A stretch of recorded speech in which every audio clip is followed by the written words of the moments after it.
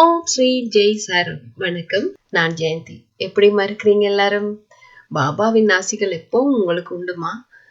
ரொம்ப ரொம்ப நன்றி. வாட்ஸ்அப்பால் எனக்கு மெசேஜ் கொடுத்தவங்களுக்கு. அதில் ஒரு டிவோட்டி, பாபா டிவோட்டி, அவள் லண்டனில் இருக்கா. நான் உங்ககிட்ட அவங்கள பற்றி சொல்லியிருக்கணும். அவங்க எனக்கு சொல்கிறது பாபா சொல்கிற மாதிரி எனக்கு பதில் அவள் கொடுத்துருப்பா.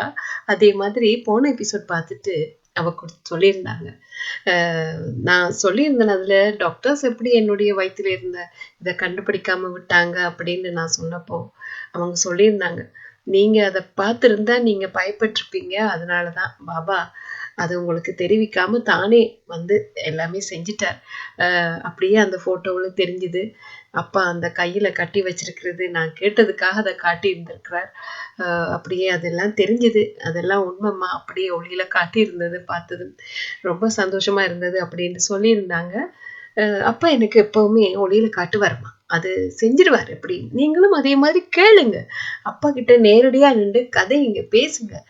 நான் சொல்லியிருந்தேன் இல்லையா உங்களுக்கு ஒரு டிவோட்டி, அவங்கள பேச சொல்றப்ப எனக்கு அடிக்கடி என்னோட பேசுவான்னு சொல்லி அவங்களும் நான் போன எபிசோட் செஞ்சு முடிச்சிட்டேன். அதுக்கப்புறம் தான் அவங்க அனுப்பியிருந்தாங்க, அம்மா நான் அப்பா கிட்ட இப்போ நேரடியாக பார்த்து பேசிட்டு இருக்கிறேன், சந்தோஷமா இருக்குது அப்படின்ட்டு அப்பாவும் அவருக்கு காட்சி கொடுத்துருக்கார். அதை பார்த்ததும் எனக்கும் ரொம்ப சந்தோஷமா இருந்தது. அது மாதிரி நிச்சயமா எல்லாருக்கும் செய்வாருமா அப்பா, எல்லாருக்கும் எதையுமே பார்க்கறது இல்லை. உங்க கர்மாவை அவர் போக்குவார், அதுக்காக ஓடி வருவார். நீங்க நினைச்சது மனசார நினைங்க, ஆத்மார்த்தமா நினைக்கணும் அப்பாவை. அப்பா அன்பு நிறைஞ்சவர் இல்லையா? அப்பா கிட்ட என்ன வேணும்னாலும் என்ன பிரச்சனை இருந்தாலும் அவர் முன்னாடி இருந்து நீங்க ஒருத்தர்கிட்ட பேசுமா போல அப்பா கிட்ட பேசுங்க, அவர் அப்படியே நின்று உங்களுக்கு எல்லாமே செஞ்சு கொடுப்பாருமா. அதுதான் பாபா. அது நிச்சயமா அப்பாவாலதாம்மா முடியும். கூப்பிட்ட உடனே நிக்கிற கலிகோ தெய்வம் அது அப்பாதான். நான் பார்த்ததுல அது அப்பாதாம்மா. எல்லா கடவுளையும் எனக்கு காட்டியிருந்தாருன்னு உங்களுக்கே அந்த போட்டோவை போட்டிருந்தேன் இல்லையா? நான் மனசார நினைச்சு வணங்கின எல்லா கடவுள்களையும் எனக்கு கண்ணில் காட்டியிருந்தார். அந்த பாக்கியம் கிடைச்சது எனக்கு ரொம்ப பெரிய பாக்கியம். கடவுளை கூட பார்க்க முடிஞ்சுதா? அது அப்பாவாலதான் பார்க்க வச்சார் இல்லையா? அவர் சொல்லியிருக்கார், அவர் முதுகும் நான் கடவுள் இல்லை, நான் கடவுளுக்கு ஒரு சேவை செய்யறவன் அப்படின்ட்டு தான் சொல்லியிருந்தார். அவர் முதுகுல ஏற்றி கடவுளை பார்க்க வைப்பாராம் அப்படிங்கிறத பத்தி அவர் சொல்லியிருந்தார். அது உண்மைதாம்மா. எனக்கு அதெல்லாம் செஞ்சிருந்தார். அது மாதிரி நிச்சயமா உங்களுக்கும் செய்வாருமா. நம்பிக்கை வைக்கணும், பொறுமையா இருக்கணும், எல்லாமே சரியாகுமா. நன்றிம்மா, நன்றி. இப்போ நான் சொல்ல போறது என்னன்னு சொன்னா, இது 5ஆம் தேதி நடந்தது. நான் அதை போன எபிசோட்ல போட முடியல, வீடியோ லாங்கா போயிடும், அதனாலதான் இதுல சொல்றேன். அது என்னன்னா, நான் தூங்க வரும்போது விளக்க குளிர வைப்போம் இல்லையா, அப்போ பார்க்கும்போது லட்சுமி அம்மா விளக்குல இருந்தது. அங்க பாபா இருந்தார். பாபாவோட முகம் அவருடைய கண் மட்டும்தான் தெரியுது. ஏன்னு சொன்னா, முன்னாடி ஒரு கருப்பு உருவம் நிக்கிது. அது ஒருத்தர் விழுங்கிட்டு இருக்கு. அவரோட தலை வழியில இருக்குது. அது ஒரு சிறுவன் மாதிரி. அவருடைய முகம் கூட இதுல காட்டி இருக்கிறார் பாபா. அவர் பக்கத்துல பாருங்க ஒரு உருவம் இருக்குது. அதை பார்க்க எனக்கே பயமா இருந்துச்சு. என்னத்துக்காக இதெல்லாம் காட்டியிருக்காருன்னு எனக்கு தெரியும். அப்ப புரியல. பாபா தலைக்கு மேல இருக்கிறத பாருங்க, ஒரு தொப்பி பெருசா அந்த அவருடைய கோபுரத்துல இருந்துச்சு இல்லையா, அது மாதிரி இருக்குது. என்னமோ சொல்லியிருக்காரப்பா, எனக்கு தான் அப்போ புரியல. அப்படி சொல்றது, அந்த அதிகாலையில என்ன எழுப்பிடுவார், என்ன தியானம் செய்யுங்கிறதுக்காகவே அப்பா என்ன எழுப்பியிருந்தார். அப்போ எனக்கு புரியல அது என்னன்னு. அப்போ எனக்கு அவங்க என்னோட பேசியிருப்பாங்க சித்தர்கள். அதை பத்தி சீரடியில இருக்கிற குமார் சாய்ராம் அவர் கூட என்னட்டு பேசியிருந்தார். சித்தர்கள் போறாங்கன்னா நீங்க கண்மூடி தியானம் செய்யுங்க, அவங்க என்னன்னு உங்ககிட்ட பேசுவாங்கன்னு சொல்லி. அப்ப எனக்கு புரியல, எதுவுமே புரியல. பாபா ஏதோ சொல்லிட்டு இருக்கார் தியானம் செய்யன்னு. நான் அப்பா கிட்ட சொல்லிட்டு அப்படியே தூங்கிடுவேன். மறுபடியும் என்ன தூங்க வைப்பான்னு கெஞ்சி கேட்டு அப்பா கிட்ட மறுபடியும் தூங்கிடுவேன். இப்ப நினைக்கும் போது எனக்கு ஆசை, ஆனா என் ஹஸ்பண்டுக்கு அது பிடிக்காது. ஒரு நாள் அவர் நித்திரையில எழும்பி முடிச்சதும் அதை பார்த்துட்டு ரொம்ப பேசிட்டு இருந்தார். அது அவருக்கும் கூடாது இல்லையா, என்ன அப்படி தியானத்துல இருக்கும்போது பேசுறது. அதனாலதான் நான் அது செய்யாம விட்டுட்டு அப்பா கிட்ட சொல்லிட்டேன். அப்பா உங்களுக்கு தெரியும் இல்லையா என்ன நடக்குதுங்கிறது, அதனால மன்னிச்சிருங்கப்பான்னு அப்பா கிட்ட சொல்லிட்டேன். இதம்மா நடந்துச்சு. இது என்னாச்சுன்னு சொன்னா, இப்ப ஒரு காலையில எழும்பி நான் அப்பாக்கு விளக்கு ஏத்தி வச்சுட்டு உங்ககிட்ட சொல்லியிருந்தேன். எனக்கு ஒரே ஆர்த்தி நினைப்பா இருந்ததுனால 5ஆம் தேதியும் அப்பாக்கு ஆர்த்தி எடுத்திருந்தேன். அதுக்கப்புறம் 6ஆம் தேதி விடியவும் எனக்கு ஆரத்தி செய்யணும் போல இருந்துச்சுது. அப்பாக்கு ஆரத்தி செஞ்சுட்டு அந்த ஒளிய பார்த்தப்போ அந்த ஒளியில வந்ததை பாருங்க. அதுல ஒரு பெரிய கல்லு தெரியுதுமா. அந்த கல்லுக்கு பக்கத்துல அது அப்படி சுத்தி வர மாதிரி அந்த கால் அடையாளம், ஒரு ஷூ போட்டு நடந்தா அந்த ஷூவோட அடையாளம் அப்படியே இருக்கும் இல்லையா, அதே மாதிரி அப்படியே 2 அடையாளமும் அப்படியே இருக்கு பாருங்க. அதுல பாருங்க, அடுத்த போட்டோல அந்த கால் அடையாளம் வந்து 2 கால் அடையாளமும் வேற வேற கலர்ல இருக்கு. உங்களுக்கே தெரியும், அப்படியே இருக்குது. இது என்னத்துக்கு அப்பா இதை காட்டுறார் எனக்கு புரியல. அந்த 2 காலடையாம் புரிம்பாவே தெரியுது. அதுல அது வந்து ஒரு நடுவுல பாருங்க, அதுக்கு பக்கத்திலேயே ஆஞ்சநேயர் அப்பாவோட முகம் தெரியுது. அவரை சுத்தி வர மாதிரிதான் அது இருக்குது அந்த காலடையாளம். எதுக்குப்பா, எதுக்கு ஆஞ்சநேயர் அப்பாவை சுத்த சொல்றாரா, என்ன சொல்றாரப்பான்னு எனக்கு புரியல. அப்படியே எதிரா அந்த ஷடோவுல பாருங்க, அங்க பாபா இருக்கார். எதுக்குன்னு சொல்லி கேட்டப்போ, இது எங்க நடக்குது, யார் போறாங்க, எங்க வர சொல்றீங்க, எனக்கு எதுவுமே தெரியல. அப்படி பாக்குறப்போ பாருங்க, எனக்கு ராம்குமார் சாயிரம் ராம்குமார் சாயிரம் ஒரு மெசேஜ் அனுப்பியிருந்தார். மெசேஜ்ல ஒரு போட்டோ அனுப்பியிருந்தார். என்னாச்சுன்னா, அவர் அங்க காலையில சீரடியில நிக்கிறார். அதிகாலையில சீரடிக்கு போயிருக்கார். அப்படியே அந்த கோபுரத்தை போட்டோ எடுத்து அனுப்பியிருந்தார். அத பார்த்ததும் எனக்கு இது எங்கேயோ பார்த்தனேன்னு சொல்லி, அது அப்பா முன்னாடியே, இப்ப நான் அந்த போட்டோ வந்து பாக்குற போதுதான் இது நடந்துச்சு. உடனே நடந்துச்சு. அப்பா கிட்ட நான் இதை பத்தி கேட்டுட்டு இருக்கிறப்போ போய் பார்த்தா, அதே அந்த மேல இருக்கிற அந்த லைட் கோபுரத்துக்கு உச்சியில இருக்கு இல்லையா, அதே மாதிரி அப்பா எனக்கு அங்கேயும் காட்டி இருந்தார் ஒளியில. பாருங்க, உங்களுக்கும் தெரியும், நான் அதுல மார்க் பண்ணி போடுறேன். அந்த 2 கால் அடையாளமும் அதுல அந்த கோபுரத்தின் உச்சியில இருக்கிற அந்த லைட் வெளிச்சம் அதுவும் இருந்துச்சு. அத பார்த்ததும், ஓ அப்பா சீரடிக்கு பாத யாத்திரை வர சொல்றாரா. இப்பதாம்மா எனக்கு நினைவு வருது. போன டிசம்பர் சீரடிக்கு போயிருந்தேன்னு சொல்லியிருந்தேன். அது ஒரு சர்ப்ரைஸா போயிருந்தது.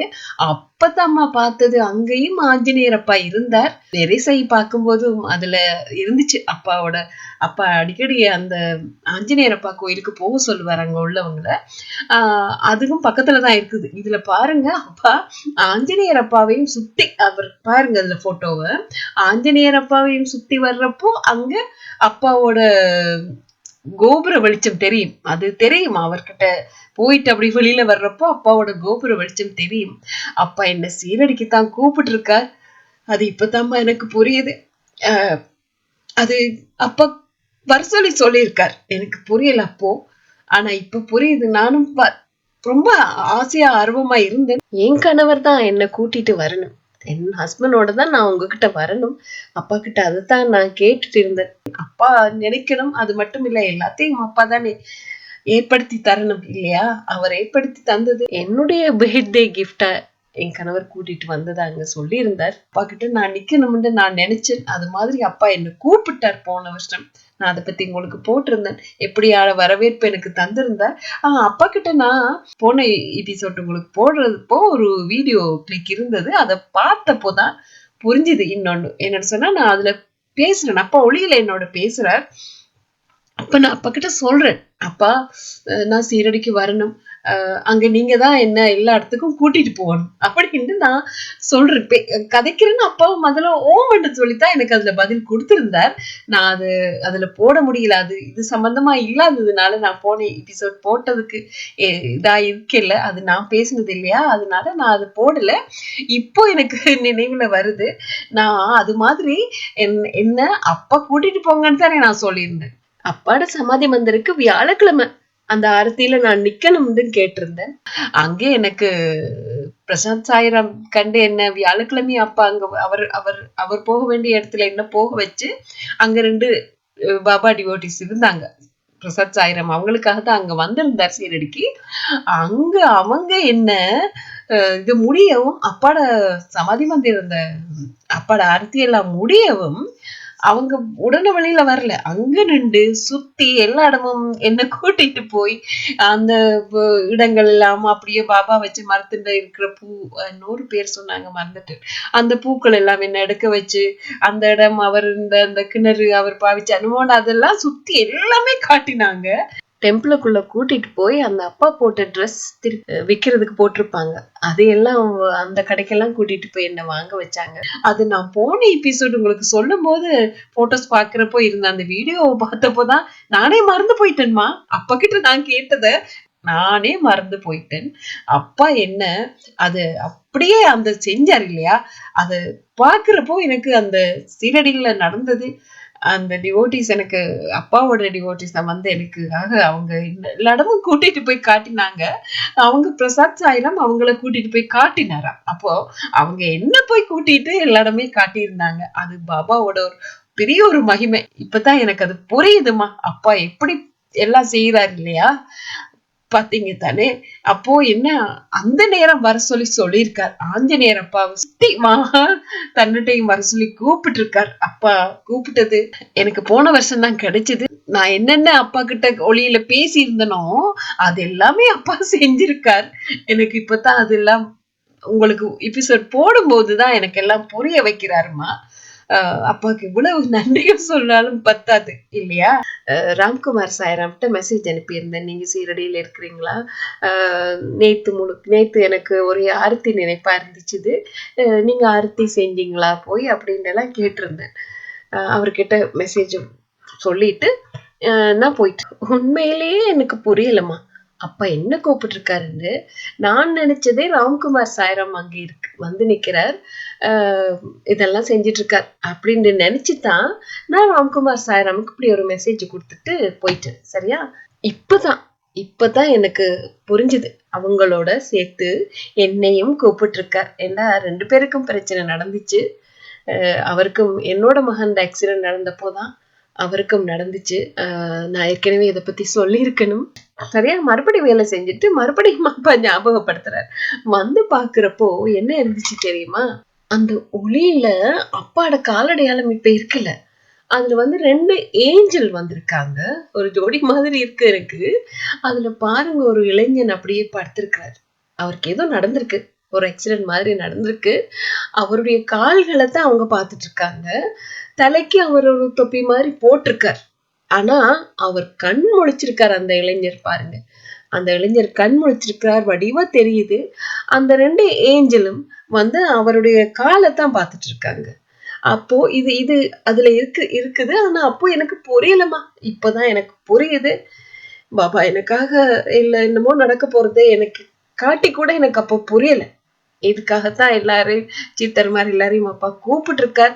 எனக்கு எதுவுமே புரியல. இப்போ எனக்கு புரிஞ்சது, என்னோட மகன் ஆக்சிடென்ட்ல அவர் கால் தான் அந்த அது வரும்போது சொல்றேன். சரியாமா, நடக்கணுங்கிறது அவனுடைய கர்மா இல்லையா, அது நடந்துருச்சு. அப்பா காட்டியிருக்கார் பாருங்க, முக்கியமான பாகங்களை அப்பா காப்பாத்தி இருந்தார். அதுதான் இதுலயும் காட்டியிருக்கார், கண் முடிச்சிருக்கான் இல்லையா. அதுதான் பாபாவோட மகிமை. பாருங்க, அப்பா இந்த விளக்குல ஷடோ விழுமன்னு சொல்லுவேன் இல்லையா, அந்த அகல் விளக்குல பாருங்க, அதுல தெரியுது அப்பாவோட முகம் பெருசா. அப்பா ரொம்ப அழகா இருக்கார், அவருடைய கண்கள் எல்லாம் அழகா தெரியுது. அவர் பக்கத்துல பாருங்க அம்மன் இருக்காமா, அவ கையில பாருங்க ஒரு சூளம் வச்சிருக்கா, மத்த கையால ஆசீர்வாதம் கொடுக்குறா. ஒரு உயிரினத்துக்கு மேலதான் இருக்கிறாங்க, சிங்கம் அல்லது புலி மேல இருக்கிறது துர்க்கை அம்மா தானே. இவங்களுக்கு துர்க்கை அம்மாட போட்டோ இதுல போடுறேன்னு அதுல வந்து போட்டிருக்காங்க, துயரங்களை தீர்க்கும் துர்க்கை அம்மான்னு. அதுல துர்க்கை அம்மாவையும் அப்பா தான் கூப்பிட்டு இருக்கார். அப்பா இருக்காரு இல்லையா, அப்பா பார்த்துப்பார், எதுவானாலும் அப்பா பார்த்துப்பார் அப்படின்னு தான் நான் எப்பவும் சொல்றது. அப்பா எனக்கு சில கர்மாக்களை நாங்களும் அனுபவிக்கணும் இல்லையா, அதனாலதான் அப்பாதான் என் பிள்ளைய காப்பாத்தினாருன்னு நான் உங்கள்ட்ட சொல்லிட்டு இருந்தேன். இப்போ இதை திருப்பி உங்களுக்கு இந்த எபிசோட் போறதுக்காக நான் போட்டோ பாக்குறப்போ எனக்கு புரிய வச்சுட்டார் நேரடியாவே. எனக்கு தெரியும், அவர் சொல்லாமலே எனக்கு தெரியும், அப்பாதான் என் பிள்ளைய என் கையில தந்தது, அது எனக்கு புரியும். அவருடைய அன்பு, அவரை எங்களை காக்கவே வந்திருக்காரு என்று எனக்கு சொல்லிட்டார் முதல்லயே. இந்த அகல் விளக்குல அப்பாவோட அந்த தரிசனம் எவ்வளவு அழகா இருக்கு இல்லையா, அப்படியே அவர் முகம் பதிவாயிருக்குது. இதுல அவர் இந்த ஒளியில அந்த 2 ஏஞ்சல்ஸ் வந்திருந்தது, அது எனக்கு புரிஞ்சது உடனே. அதுல அவரு யார், இது யாரு கண் திறந்துட்டு இருக்காங்க என்னங்கிறது எனக்கு புரியல. சரியா, அதை நான் பார்த்துட்டு மறுபடி போயிட்டேன். அதுக்கப்புறம் ஆர்த்தி செய்ய வந்தப்போ அப்பா செஞ்ச லீலையை பாருங்க. நான் இரவு சாப்பாடு செஞ்சேன் சரியா, செஞ்சுட்டு எனக்காக முட்டை செஞ்சேன் போல இருக்குது. முட்டை ஏதோ செஞ்ச போது அப்பாவுக்கு சொல்றேன் நான், அப்பா என்னால முட்டை உங்களுக்கு வைக்க முடியல. என்னன்னா அப்பாவை நினைச்சு நான் அப்பா ஒரு வாய் சாப்பிடும்போது அப்படி கை நீட்டி அப்பா சாப்பிடுங்கண்டு அப்படி எங்க இருந்தாலும் அப்படி இப்படி இருக்கா கை நீட்டி அவர் வணங்கி அப்பாவை வணங்கிட்டு தான் சாப்பிடுறது. அப்பா எடுத்துக்குங்கன்னு சொல்லும் போது எனக்கு அந்த மனசு வராது இல்லையா, முட்டையை அதுல வச்சிருக்கேன். இன்னைக்கு முட்டை செஞ்சிருக்கிறேன்ப்பா, எப்படிப்பா நான் உங்களுக்கு தர முடியுமான்னு எனக்குள்ளே அதை அப்பாவை பத்தி அப்பாவுக்கு சொல்லி சொல்லி நான் சமைச்சிட்டு இருக்கேன். நீங்க சாப்பிடுவீங்களாப்பா, முஸ்லிம்ஸ் எல்லாம் கொடுக்குறாங்க தானே, ஆனா நாங்க ஹிந்துஸ் தான், எங்களுக்கு அந்த பழகின பழக்கம் இல்லையா, முடியாம இருக்குது. மற்ற நாள்ல சாப்பிட்டாலும் வெள்ளிக்கிழமையில முந்தி சாப்பிட மாட்டோம் அம்மாவோட இருக்கும்போது. ஆனா நான் முந்தையே உயிரினங்களை விரும்பி சாப்பிடுறது இல்லை, நான் உங்களுக்கு சொன்னேன் இல்லையா. எனக்கு அந்த உயிரினங்கள் என்ற அந்த அந்த எண்ணம் தான் வரும், மற்றபடி வேற எதுவுமே எனக்கு வர்றதில்லை. கஷ்டமா இருக்கும், ரொம்ப கஷ்டமா இருக்கும் எனக்கு. நான் சாப்பிட்றது குறைவு.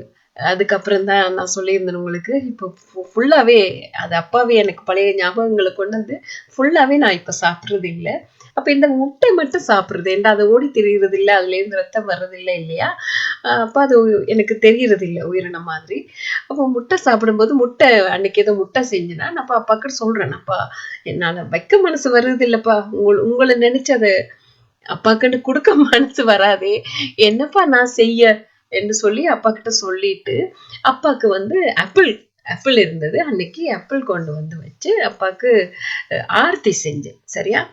ஆர்த்தி செஞ்சா பாருங்க, ஆர்த்தி செஞ்சுட்டு அந்த ஆர்த்தி விளக்க பாருங்க, அது அகல் விளக்குல தான் நான் ஆர்த்தி செய்யறது உங்களுக்கு தெரியும், லட்சுமி அம்மா விளக்கு சும்மா காலையில ஏத்தி வைக்கிறதே. அந்த ஆரத்தி விளக்குல பாருங்க என்ன இருக்குன்னு சொல்லி அப்பா பரவாயில்லைங்கிற மாதிரி, எனக்கு முட்டை தாண்டுற மாதிரி அந்த ஒளியில பாருங்க அப்பாவோட முகம் இருக்குது, அவருடைய கண்கள் எல்லாம் அப்படியே தெரியுது. அவர் தலையில கட்டியிருக்கு சீல ஒன்று கட்டியிருப்பாரு இல்லையா, அதுக்கு மேல பொட்டு கூட வச்சிருக்கு, அவருடைய கண்கள் என்ன தெரியுது. அப்படியே அந்த அதெல்லாம் சுத்தவர அந்த அவ்வளவு நிறைஞ்சு அவருடைய முகம் சுத்தவர மூட்டைகளா இருக்கு.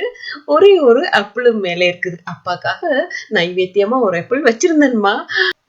அப்படியே பாருங்க அவர் வாயில கூட ஒரு முட்டை இருக்கு வச்சிருக்காரு, நிறைய முட்டைகளா இருந்துச்சு. அதை பார்த்ததும் எனக்கு அப்பா என்னப்பா நீங்க தர சொல்லி கேக்குறீங்களா அப்படின்னு சொல்றேன். எனக்கு ரொம்ப இதா இருந்துச்சு, என்ன லீல செஞ்சிட்டு இருக்காரப்பா அன்னு பார்த்தா அது பாருங்க அந்த ஒளியில அதுக்கு பின்னாடி அந்த அந்த ஷடோவுல அப்பாவோட முகம் தெரியுது. அப்பா அங்கேயும் நிக்கிறார், எனக்கு புரிய வச்சாருமா. எப்பவுமே நான் இருக்கும் போதெல்லாம் அங்க அப்பா என் கூட இருக்கார், நான் பேசுறதெல்லாம் அவர் கவனிச்சுட்டே இருக்கிறார் என்கிறது எனக்கு புரிய வச்சுட்டார். நான் எப்பவுமே சொல்றது, என்ன வழி நடத்துறது என்னோட அப்பா தான், என்ன கைட் பண்ணிட்டே இருக்கார். சில நேரங்கள்ல நான் சொல்லக்கூடாதுன்னு நினைச்சே பார்க்காத வார்த்தைகளை நான் பேசி இருப்பேன் சில பேரோட, அது ஏன்னு பிறகு நான் நினைச்சு பாக்குறப்போ அப்பாவே சொல்லுவார், அது ஒண்ணும் இல்லை நான் தான் பேசினேன்னு. அப்பா கிட்ட நான் பிரார்த்தனை செய்ய வரும்போது, எப்பவுமே ஆர்த்தி செய்ய வரும்போது அவர் எனக்கு எல்லாத்தையுமே உணர்த்திட்டு இருப்பாருமா. நான் ஒவ்வொன்றும் சொல்லிட்டு இருப்பேன், அதுக்கெல்லாம் அப்பா பதில் சொல்லிட்டே இருப்பாருமா. நான் இருக்கேங்கிறத எனக்கு புரிய வச்சார். அதுல பாருங்க நான் அப்பாவை ஒரு பக்கத்துல சைட்ல நின்று கூட ஒரு போட்டோ எடுத்தேன், என்னோட அப்பாவை. நான் சொல்லுவேன் இல்லையா, அவர் தான் என்ன சுத்தி சுத்தி பார்ப்பாரு நான் அங்கே இருந்தாலும். அப்படி ஒரு சைடுக்கு வந்து அவர் போட்டோ எடுக்கும் போது கூட அவர் என்ன பாக்குறாரு, அந்த போட்டோ இருக்குது. என்ன அப்பா செஞ்ச இந்த லீலையே நினைச்சே எனக்கு சிரிப்பா இருந்துச்சு. நான் இப்பதான் சமைக்கும் போது முட்டை சமைக்கிறேனே, என்னப்பா செய்யறது, நான் உங்களை நினைச்சு ஒரு வாய் சாப்பிடுங்கப்பான்னு கை நீட்டி அப்படி கொடுக்கறது அப்பா முன்னாடி வாரது இல்லை, நான் அங்க இருந்து சாப்பிடணும். அப்போ நினைச்சபடி இதுன்ற நான் இப்பவும் அப்படி தர முடியாம இருக்குமே என்று சொல்லி நான் நினைக்கும் போதே அப்பா எனக்கு தான் பிரச்சனை இல்லைன்னு ஒளியிலேயே அவ்வளவு முட்டைகளை காட்டியிருந்தார் எனக்கு. அதுல பாருங்க அவர் வாயில வேற வச்சிருக்கார், அப்பெல்லாம் கையில வச்சிருக்கார். இதுல சில உருவங்கள் வந்து சின்னதா இருந்ததால நான் ஜூம் பண்ணினப்போ அது பெருசா பார்க்கும்போது கிளியர் இல்லாம இருக்கும். அதனாலதான் நான் உங்களுக்கு ஒரிஜினல் போட்டோவும் இதுல போட்டிருக்கேன். ரொம்ப எனக்கு சிரிப்பாகவும் இருந்துச்சு. அந்த மனசுல அந்த காலையில பார்த்ததை நினைச்சு கொஞ்சம் என்ன ஆச்சுது, யாருக்கு என்ன பிரச்சனைன்னு யோசிச்சுட்டே இருந்தேன்னா, சீரடிங்கிறது ராம்குமார் சாய்ராம் மூலம் எனக்கு புரிய வச்சுட்டார் சீரடி இல்லைன்னு சொல்லி. இப்பதான் எனக்கு முழுசா புரிய வச்சுட்டார். ஆனா அந்த ஆஞ்சநேயர் அப்பாவை சுத்தி வாண்டு சொல்லியிருக்கார். அது எனக்கு புரியல. எல்லாமே முடிஞ்சதுக்கு அப்புறம் தான் புரிய வைக்கிறாரு இல்லையா? அது என்ன நடக்கணுமோ அது நடந்துதானே ஆகணும் இல்லையா? அதுதான் நடந்திருக்குது. அப்பா செஞ்ச இந்த லீலையை பார்த்ததும் எனக்கு எல்லாமே மறந்து போயிடுச்சு. ஒரே சிரிப்பு வந்துட்டு இருந்துச்சு. இதுல இன்னொரு மகிமை பாருங்க. இது நான் சண்டே செய்துட்டேன் அரவாசி. சரியா? அரவாசி செஞ்சுட்டு என்னால முடியல. அப்ப அதை நிப்பாட்டிட்டு நீங்க மண்டே செய்யறேன். அப்பா எப்பவும் அதிகாலையில முழிக்க வச்சிருவாருன்னு நான் உங்களுக்கு சொல்லியிருக்கேன். திரும்பி தூங்கி காலையில முழிக்கும் போதே சந்தோஷமா இருந்தது. அப்படி ஒரு சந்தோஷமான கனவு எனக்குள்ள வந்துச்சுது. அந்த கனவு நினைக்கும் போதே எனக்கு இன்னும் சந்தோஷமா இருக்குது. அது என்ன தெரியுமா? நான் ஒரு ட்ரெயின்ல சீரடி அப்பாட்ட போயிட்டு இருக்கிறோம். அங்க இருக்கிற அத்தனை பேரும் பாபா டிவோட்டிஸ். இப்போ நான் ஒருவேளை பாத யாத்திரை வர சொல்லி அப்பா சொல்றாருங்கிறது இந்த எபிசோட் செஞ்சு அதுக்கு பிறகுதானே நான் மற்ற வேலைகள் செஞ்சு அதுக்கு பிறகுதான் நான் தூங்கினேன். ஒருவேளை அது மைண்ட்ல இருந்துச்சா எனக்கு தெரியல. அந்த கனவுல அந்த ட்ரெயின்ல உள்ளவங்க என்னுடைய குரல்ல கண்டுபிடிச்சிட்டாங்க. நான் யாருன்னு கண்டுபிடிச்சிட்டாங்க. சாய் ஜெய் 55 சேனலோட நடத்திட்டு இருக்கிறவங்கன்னு அவங்களுக்கு தெரிஞ்சிருச்சு. அதுல இருக்கிறவங்க பேசினாங்க. அதை நினைச்சு எனக்கு ரொம்ப சந்தோஷமா இருந்தது.